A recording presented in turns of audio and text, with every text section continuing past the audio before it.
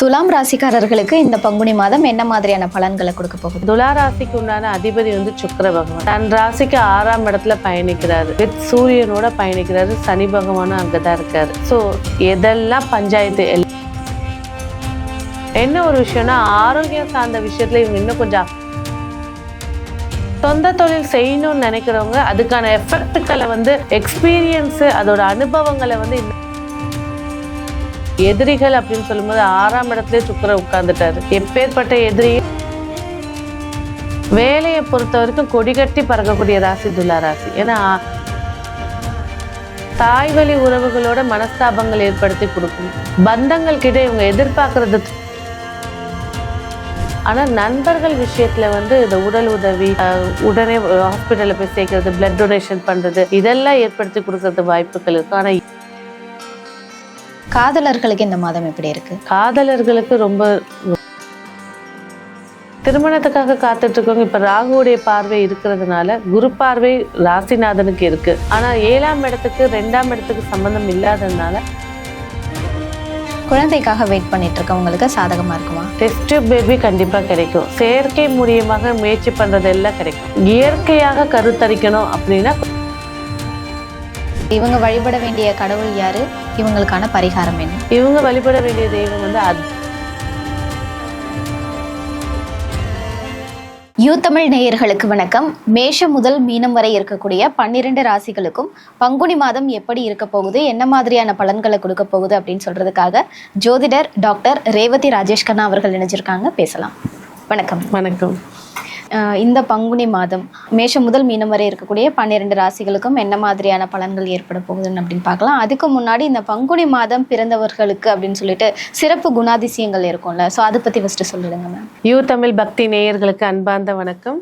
So Panguni மாதம் எடுத்துக்கிட்டாலே பார்த்தீங்கன்னா 12 ராசிகள்ல மீன ராசியை குறிக்கிறது தான் பங்குனி மாதம். இந்த மீன ராசி அப்படின்னு எடுத்துக்கிட்டிங்கன்னா புதன் நீச்சமடைகிற ராசி, சுக்கிரன் உச்சமடைகிற ராசி, குரு ஆட்சியை பெறக்கூடிய ராசி இது. ஸோ இதில் இந்த பங்குனி மாதத்தில் பிறந்தவங்க அப்படின்னு சொல்லும்போது பார்த்தீங்கன்னா எல்லா இடத்துலையும் ஸ்ட்ரெயிட் ஃபார்வர்டாக இருக்கக்கூடியவங்க, ரொம்ப நாலேஜபிளான ஒரு பர்சன்ஸாக இருக்கக்கூடியவங்க. சில சமயங்கள் சரியான இடத்துல சரியான ஸ்பீச்சை கொடுப்பாங்க. ஒரு சில சமயங்கள் இவங்க பேச தேவையில்லாத இடத்துல பேசி தேவையில்லாத பிரச்சனைகளையும் ஃபேஸ் பண்ணக்கூடியவங்க. இவங்களோட இல்லற வாழ்க்கை அப்படின்னு சொல்லும்போது பார்த்தீங்கன்னா ஒரு 50% தான் இவங்களுக்கு சிறப்பை ஏற்படுத்தி தரும். ஆனால் தொழிலையோ சரி உத்தியோகத்திலையோ சரி பேர் வாங்கக்கூடிய காரர்களாக இருப்பாங்க இந்த பங்குனி மாதத்தில் பிறந்தவங்க. முக்கால்வாசி ஒரு 100க்கு ஒரு 55% கவர்மெண்ட் சம்மந்தப்பட்ட கான்ட்ராக்டோ இல்லை கவர்மெண்ட் உத்தியோகமோ இல்லை கவர்மெண்ட்டை பேஸ் பண்ண பிஸ்னஸோ அது ஏதாவது ஒரு விஷயத்தில் இருப்பாங்க. ட்ராவல் சம்மந்தப்பட்ட பிஸ்னஸ்லேயும் இவங்க மெயினாக இருப்பாங்க. அதில் பெண்களுக்கு சொல்லணும் அப்படின்னாக்கா அதிகப்படியான உடலில் ரத்தம் சம்மந்தப்பட்ட பிரச்சனைகளை ஃபேஸ் பண்ணக்கூடியவங்களா இருப்பாங்க. அதே போல் டீப் ஸ்லீப் இருக்கக்கூடியவங்க இந்த பங்குனி மாசக்காரர்கள் தான் அதிகமாக இருப்பாங்க.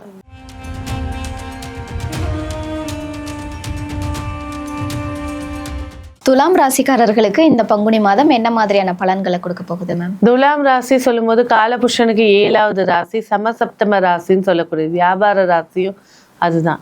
இந்த துலா ராசிக்கு உண்டான அதிபதி சுக்கிர பகவான் தன் ராசிக்கு 6ஆம் இடத்துல பயணிக்கிறாரு. வித் சூரியனோட பயணிக்கிறாரு. சனி பகவானும் அங்கதான் இருக்காரு. ஸோ எதெல்லாம் பஞ்சாயத்து எல்லாம் ஃபேவரபுளாக ஆக போகுது. தொட்ட காரியங்கள் வெற்றி ஏற்படுத்தி கொடுக்க போகுது.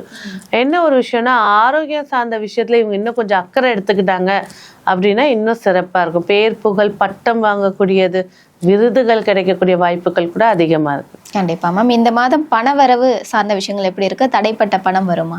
பண வரவுகள் சொல்லும் போது 2ஆம் அதிபதி கேந்திரத்துல இருக்காரு. எதிர்பார்க்காத பணங்கள் மகிழ்ச்சி ஏற்படுத்தி கொடுக்க போகுது.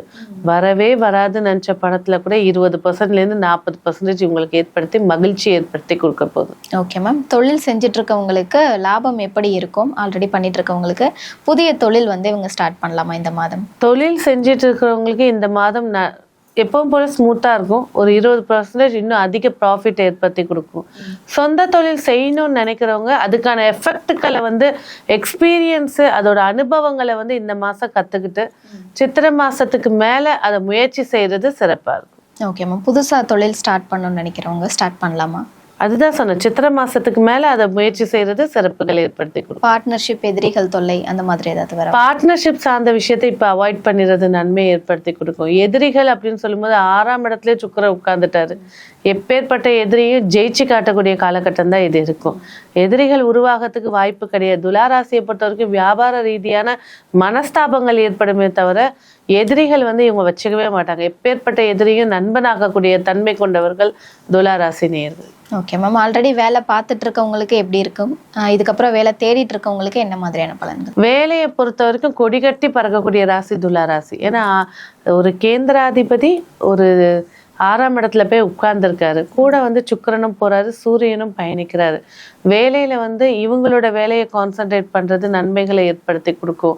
அதே நேரத்துல புதிய உத்தியோகம் ஒண்ணு வருது அப்படின்னா இடமாற்றம் பண்ணலாம்னா தாராளமா பண்ணலாம். ஏன்னா உபஜயஸ்தானத்துலதான் இந்த சேர்க்கைகள் இருக்கிறதுனால சாதகமா இருக்கக்கூடிய பீரியட். அதே நேரத்துல புதிய உத்தியோகம் போலாமா, நான் இப்பதான் ஃபர்ஸ்ட் டைம் உத்தியோகம் போறேன் அப்படின்னாக்கா கொஞ்சம் நிதானித்து ஹேண்டில் பண்றது சிறப்பு தரும். அதே நேரத்துல இது கம்மி சம்பளமா இருக்கு போலாமா, தாராளமா போகலாம். ஃபர்ஸ்ட் எடுத்தானே அதிக சம்பளத்துக்கு போகும்போது நிச்சயமா ஒரு 3 மாசத்துல வெளியில வர மாதிரி ஆயிடும். கம்மி சம்பளத்துக்கு போகும்போது அதோட தன்மை நீடிச்சு கொடுக்கும், அதுக்கு அடுத்த வாய்ப்புகளை ஏற்படுத்தி கொடுக்கும். ஓகே மேம், இவங்களுக்கு இந்த மாதம் உறவுகள் சைடோ இல்ல ஃப்ரெண்ட்ஷிப் சைடோ ஏதாவது பிரச்சனைகள் வர வாய்ப்புகள் இருக்கா, இல்ல சப்போர்ட்டிவா ஹெல்ப் பண்ணுவாங்களா? தாய் வழி உறவுகளோட மனஸ்தாபங்கள் ஏற்படுத்தி கொடுக்கும். பந்தங்கள் கிட்ட இவங்க எதிர்பார்க்கறத தூக்கி போட்டுட்டாலே, ஏன்னா இவங்க என்ன நினைப்பாங்கன்னா அம்மா தானே, அம்மா நம்மளுக்கு தானே சப்போர்ட்டா இருப்பாங்க அப்படின்னு நினைப்பாங்க. ஆனா இந்த காலகட்டம் இருக்கக்கூடிய கிரக நிலை பாத்தீங்கன்னா அம்மாவே எதிரி ஆகிறதுக்கு கூட வாய்ப்புகள் கூட இருக்கும். சில இடங்கள்ல விட்டு கொடுத்து போறதும் புரிதலையும் ஏற்படுத்திக்கிட்டாங்க அப்படின்னா அந்த விஷயங்கள் சிறப்பா இருக்கும். ஆனாலும் இந்த சொந்த பந்தங்கள் சொல்றது பாத்தீங்கன்னா இந்த துளாராசி நேயர்களை விட மாட்டாங்க. அவங்க கூட வச்சுக்கணும்னு பார்ப்பாங்க, அவங்க கண்ட்ரோல்ல வச்சுக்கணும்னு பார்ப்பாங்க. இந்த துளாராசி நேயர்கள் தன்னிச்சையா இயங்கக்கூடியவர்கள். அதனால்தான் சொந்தத்தை விட்டு எப்பவுமே ஒரு இன்ச்சு தள்ளியே தான் இருப்பாங்க துளாராசி. ஓகே, நண்பர்கள் வட்டாரத்துல ஏதாவது பிரச்சனை? நண்பர்கள் வட்டாரம் பேசும்போது ரொம்ப சூப்பரா இருக்கு. என்ன ஒண்ணு, புதன் ராகு இருக்கிற மாதிரி இவங்க அதிகமா யாரையும் நம்பி இன்வெஸ்ட் பண்ண மாட்டாங்க. ரொம்ப நம்பிட்டா கூட இவங்க அதுக்கான விஷயத்தை யோசிச்சுட்டு தான் பண்ணுவாங்க. ஆனா இந்த காலகட்டம் அப்படின்னு எடுக்கும்போது இன்வெஸ்ட்மெண்ட் பண்றதுக்கு இவங்க இப்ப தயாரா இருக்க மாட்டாங்க. ஆனா நண்பர்கள் விஷயத்துல இந்த உடல் உதவி, உடனே ஹாஸ்பிட்டல்ல போய் சேர்க்கறது, பிளட் டொனேஷன் பண்றது, இதெல்லாம் ஏற்படுத்தி கொடுக்கறது வாய்ப்புகள் இருக்கும். ஆனா எதிர்பார்க்காமல் செஞ்சா சிறப்பா இருக்கும். இவங்க சில விஷயத்துக்கு எதிர்பார்த்து செஞ்சாங்கன்னாக்கா மன வருத்தத்தை தான் கொடுக்கும். ஓகே மேம், காதலர்களுக்கு இந்த மாதம் எப்படி இருக்கு? காதலர்களுக்கு ரொம்ப ரொமான்டிக்கா இருக்கு, ரொம்ப ஜாலியா இருக்கு, என்ஜாய்மெண்டா இருக்கு. ஒரு சில இடத்துல எல்லையை தாண்டாம இருந்தா இன்னும் சிறப்புகள் ஏற்படுத்தி கொடுக்கும்.